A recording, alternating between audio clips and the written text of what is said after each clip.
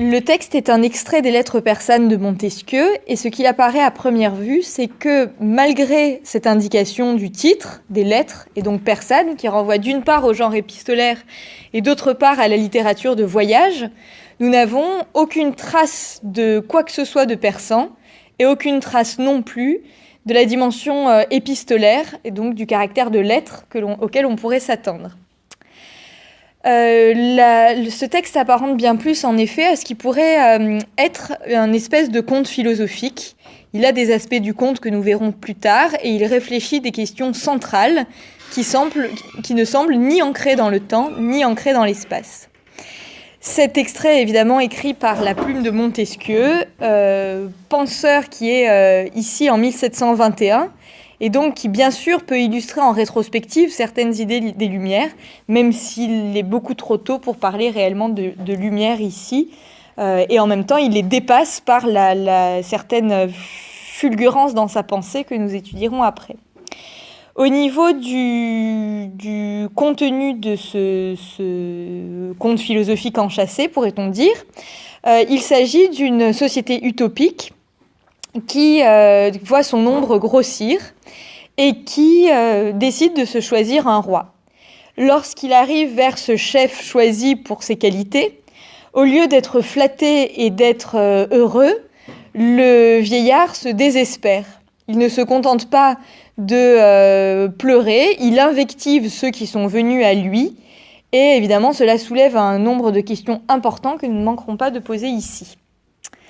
Que penser dès lors du rapport établi entre le nombre et la nature de la gouvernance, mais que penser également de la réaction inattendue du chef que nous avons évoqué ? La problématique que nous adopterons ici est la suivante. Nous poserons la question de la gouvernance entre la nature humaine et la vertu en suivant un triangle qui prend en compte les trois données principales de ce texte, la question du nombre, la question de la vertu et la question de la gouvernance, pour mener une investigation à travers le texte de ces trois pôles. La question que nous poserons est celle du principe utopique, celui-ci qui met le texte hors du temps et de l'espace, porte-t-il préjudice à la pensée qui est déployée, qui serait impossible à incarner, ou constitue-t-il, ou elle, je ne sais plus comment j'ai fait, la grande force de ce texte en parvenant à accéder à des idées qui sont valables de tout temps et à toute époque. De manière très claire, dans une première partie, je me poserai la question de savoir si l'utopie porte préjudice au texte. Et dans une seconde partie, je montrerai ce qu'elle peut avoir d'extraordinairement porteur pour les questions qui sont ici proposées. Première partie dès lors, le principe utopique porte-t-il préjudice à la valeur de ce texte ? Je vais commencer par voir qu'il y a un principe utopique à travers les données du texte, puis je verrai comment on peut se poser la question de l'impossible application dans la sphère concrète de principes qui sont posés dans une sphère abstraite. Quelques données pour montrer qu'il s'agit d'un texte sans lieu ni temps. Les données proposées par le texte sont indéterminées. En effet, les troglodytes ne constituent pas un peuple ancré dans l'espace ou dans le temps, mais renvoient au fait d'avoir des habitations creusées dans la pierre, donc ça pourrait être n'importe où dans le monde. Ensuite, se pose la question de la temporalité, qui n'est donnée qu'à travers le principe de génération, donc il faudrait calculer à partir de l'âge du vieillard, et du fait qu'il pourrait y avoir 2, 3, voire 4 générations après lui, vu son propos. Il s'agit également d'une petite communauté, puisqu'il est question du peuple qui grossissait et du fait que la question de gouvernance se pose par rapport au fait qu'une société grossisse. Aucun indice clair donc, mais également un principe quasiment mythologique. J'ai parlé du conte en introduction. On peut aller jusqu'au mythe, puisqu'on peut noter l'absence de prénom, les troglodytes avec une majuscule, mais pas de prénom, pas d'individualisation des personnages. et aussi cette figure patriarcale du vieillard vénérable vers lequel les troglodytes viennent chercher un chef, qui fait évidemment penser à toute cette filiation à travers notre culture, que ce soit la figure de Dieu que l'on peut voir représentée sur le plafond de la chapelle Sixtine par Michel-Ange avec sa grande barbe blanche. Ce principe que l'on retrouve également dans la représentation de Charlemagne, bien connu pour la périphrase à la barbe fleurie, mais aussi également à travers du sage vieillard Salomon que l'on retrouve dans l'Ancien Testament. Alors, maintenant qu'on a vu qu'il s'agissait d'une utopie, pourquoi cette utopie serait-elle préjudiciable aux idées du texte ? Eh bien, simplement parce que on pourrait dire les idées proposées ne sont pas susceptibles d'être incarnées, et que donc une société vertueuse, on va le voir comment, n'est pas possible. Elle ne peut être présentée que dans un texte littéraire et philosophique, à titre d'anthropologie, comme on a pu le voir chez Hobbes avant et qu'on le retrouvera chez Rousseau après, mais pas comme un principe susceptible de s'incarner. Peut-on mettre cependant, donc ce qui irait dans ce sens, c'est que les tentatives de micronation telles qu'elles ont vu le jour sur Terre ont été largement déficientes. On pense par exemple aux Swimming Cities de Serenissima, qui constituent une micronation qui n'a jamais trouvé de reconnaissance réelle, ni à s'ancrer dans un territoire réellement. On pense également à la tentative utopique des îles Pitcairn, où il y avait une tentative de créer une société sur la base des évangiles, et qui a également échoué puisqu'elle s'est retrouvée prise par le tissu politique des mers. Et on peut aussi se dire, mais alors la ville de Auroville en Inde est-elle la justification de ce texte ? Et donc montrerait que l'utopie peut être incarnée. Et en fait non, puisque cette cité d'Auroville, qui se fonde sur des principes éthiques, ne voit passer que des citoyens qui ont une citoyenneté flottante, puisqu'ils ne restent dans la ville d'Auroville que 4 années en moyenne. Donc la ville survit, ce qui peut laisser penser que le principe utopique peut s'incarner, mais en même temps, la citoyenneté n'est pas durable. Alors, ce qui pourrait laisser penser que les idées sont difficiles à appliquer, dès lors que ces idées sont mises dans un cadre quasi mythique, c'est justement les principes d'incarnation qui s'y opposent. Pensons que rester vertueux sans chef, comme le propose le vieillard, semble infaisable au vu de l'échec des tentatives anarchistes qu'on a pu voir, voire d'exemples traditionnels tels qu'on peut trouver dans la Bible avec celui de l'adoration du veau d'or. Dans le passage de la Bible où Moïse libère les Hébreux, en effet, à un moment, il va sur le mont Sinaï pour recevoir les tables de la loi et il reste 40 jours sur cette montagne.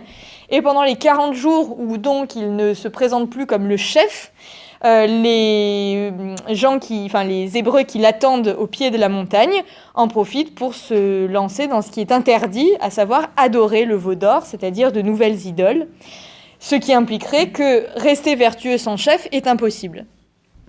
De plus, la vertu ne serait pas universelle. Nous pensons évidemment à la phrase de Pascal « Vérité en deçà des Pyrénées, erreur au-delà », qui tend à signifier qu'un système éthique n'est valable que pour une personne ou un groupe de personnes extrêmement restreint et non pour une société entière.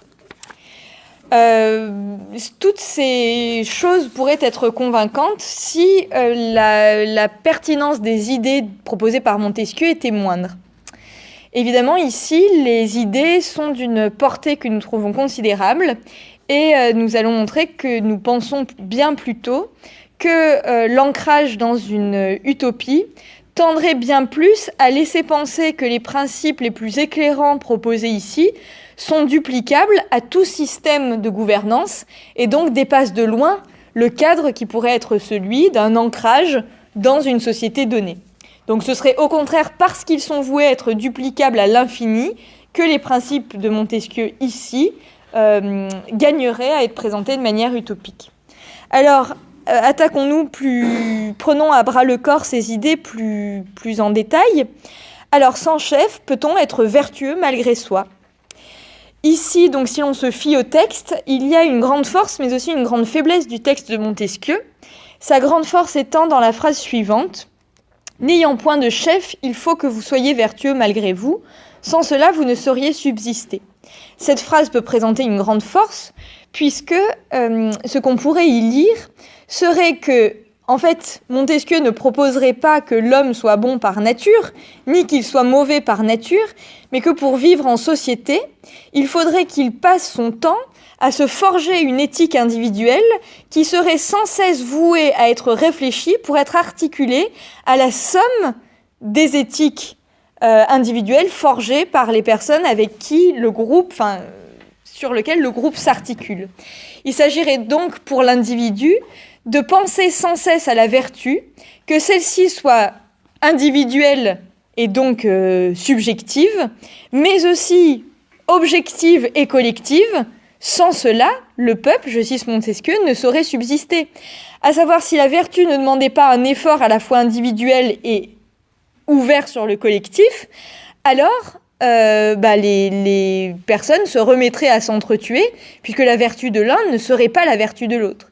Et donc, si on laissait cette phrase en l'état, l'idée d'un homme qui devrait passer sa vie à se forger une vertu à la fois individuelle et articulable sur le collectif, alors nous pensons que Montesquieu parviendrait à une forme de quintessence de la pensée politique qui est bien au-dessus de celle de Hobbes et qui serait bien au-dessus de celle qui arrivera plus tard, à savoir celle de Rousseau. Nous y reconnaîtrions ici ce que nous pouvons penser à travers ce que dit la Boétie dans le discours de la servitude volontaire, c'est-à-dire à penser la politique non pas à partir des chefs politiques, mais à partir de la valeur de l'action politique individuelle, qui est en fait un exercice permanent de la vertu qui se joue à l'échelle individuelle et qui se duplique par l'individu à l'échelle collective. Cette responsabilité ici, donc je dis quintessentielle et extrêmement forte, est limitée par Montesquieu lui-même dans une phrase qui suit, lorsqu'il dit « Voulez-vous qu'un troglodyte fasse une action vertueuse parce que je la lui commande, lui qui la ferait par le seul penchant de sa nature ?» Déception ici, puisqu'on revient à une version qui sera celle de Rousseau et qui est celle de l'homme est bon par nature, et donc si on le laisse faire, il est vertueux.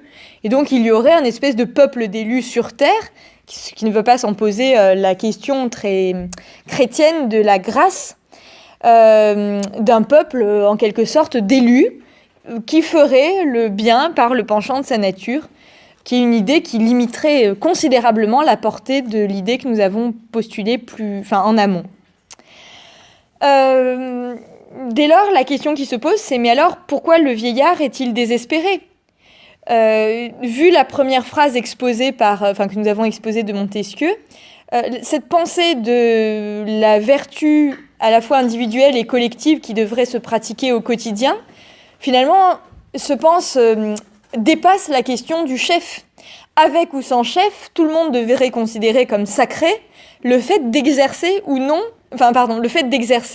son pouvoir de citoyen et son exercice de la vertu, ce qui demanderait une responsabilité extrême. À savoir que le chef pourrait être là pour organiser, et dès lors qu'il dépasserait cette fonction organisationnelle, il s'en voudrait à lui-même, puisqu'il se devrait à lui-même de veiller à ne pas dépasser son rôle, puisqu'il veille à la vertu individuelle et collective, et en même temps éveillerait la révolte de tous les autres, puisqu'il s'approprierait, il s'arrogerait ce droit et ce devoir sacré qui est de penser la collectivité à l'échelle individuelle.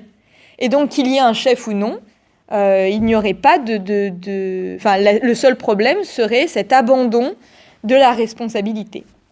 Dès lors, pour conclure, ce qu'on pourrait dire, c'est que le texte aurait été de peu de poids s'il s'était contenté de proposer un modèle utopique sur le modèle d'une société, d'une micro-société idéale. Le désespoir inattendu du chef implique en fait à une réflexion de fond sur l'homme d'abord, comme on peut le voir à travers le prisme hobbesien d'un côté et rousseauiste d'une part, mais surtout sur une réflexion d'ampleur de l'homme face aux politiques. Politique au sens de polis, la cité, la vie collective. Se dessine alors le choix d'un positionnement nouveau, car conscient des dangers soulevés par Montesquieu. C'est-à-dire que ce texte proposera en fait une troisième voie à celle dichotomique qui est du côté du peuple ou du côté des dirigeants, puisque en fait la question serait celle de l'individu face à l'institution et face à la collectivité, et du droit et du devoir inaliénable de l'individu de s'articuler par rapport à cette fonction, voire à cette vocation. Ainsi, ce n'est pas Montesquieu qui propose une idée clé, puisque Montesquieu se limite lui-même en reposant la question de la nature vers la fin du texte qui nous est proposé. Cependant, son texte contient le germe d'une néo-gouvernance qui se ferait non pas dans la réflexion dichotomique, comme nous l'avons dit, gouvernant-gouverné, mais dans une collectivité humaine qui refuserait, chef ou pas, gouvernant ou gouverné, qui consisterait à considérer comme sacré le fait de penser l'éthique individuelle et de l'articuler sur l'éthique collective, et de considérer comme sacrilège de voir qui que ce soit s'en défaire du côté du dirigé ou l'arroger du côté du dirigeant. Voilà, en gros, ce qu'on peut en faire.